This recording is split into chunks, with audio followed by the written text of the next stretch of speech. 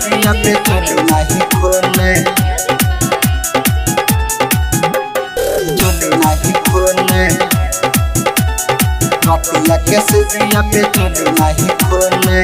केतना कहीं सखी खेला भतार के, रोज आवो तटे पौआ मार के, रोज आवो तटे पौआ मार के। हाँ केतना कहीं सखी खेला भतार के, रोज आवो तटे पौआ मार के। काटे मोछर मोछर दानी नहीं ताने, रतिया के सिजिया पे चोली नहीं खोले,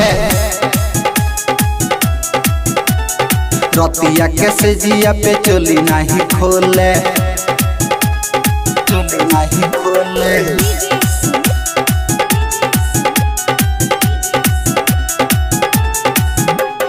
रतिया के सिजिया पे चोली नहीं खोले, चोली नहीं खोले।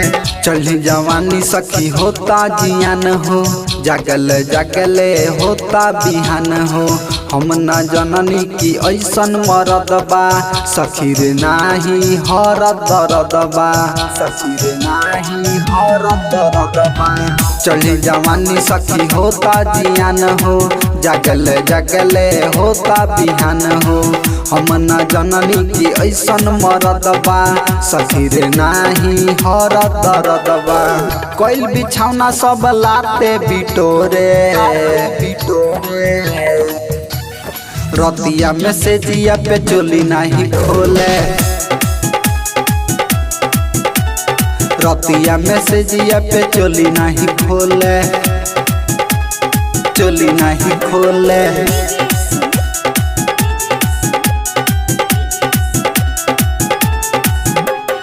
रतिया के सिजिया पे चोली नहीं खोले, चोली नहीं खोले।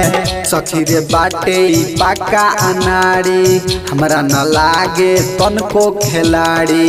बॉल न कबो हाथे धरेला, गोल न कबो पारे करेला, गोल न कबो पारे करेला। सखी रे बाटे पाका अनाड़ी, हमरा न लागे तनको खिलाड़ी। बॉल न कबो हाथे धरेला, गोल न कबो पारे करेला। मिठू मीठा से दौरा बाटे मुँह जोरे,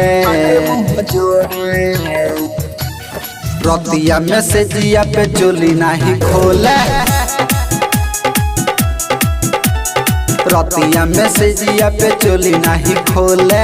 केतना कहीं सखी खेला भतार के, रोज आवो तटे पौआ मार के। काटे मोछर मोछर दानी नहीं ताने, रतिया के सिजिया पे चोली नहीं खोले, रतिया के सिजिया पे चोली नहीं खोले। मिठास रिकॉर्डिंग स्टूडियो सिकटा बाजार।